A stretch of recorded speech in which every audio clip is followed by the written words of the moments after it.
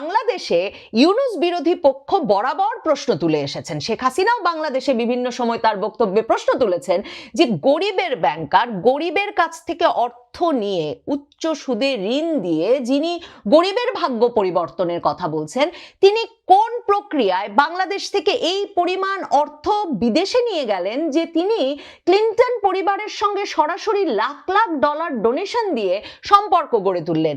এবং AP Hillary Clinton বিষয়ক ওই খবরে স্পষ্টত বলেছিল যে সরকারের উপর চাপ প্রয়োগ করতেই হিলারি ক্লিন্টন 2012 সালে একবার বাংলাদেশ সফরে যান।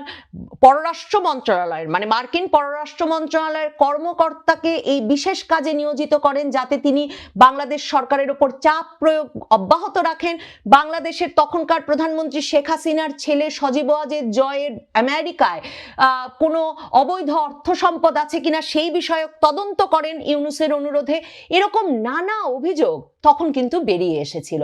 এখন শেখ হাসিনা প্রশ্ন তুলছেন যে ক্লিন্টন পরিবারের বন্ধু বলে তো ডক্টর মোহাম্মদ ইউনূসকেই ছাড় দেওয়া যায় না, গরিবের ব্যাংকার কিনা হাজার হাজার কাঠা জমির মালিক হয়ে বসে আছে, সেই বিষয়গুলো সাংবাদিকদের খুঁজে বের করা উচিত।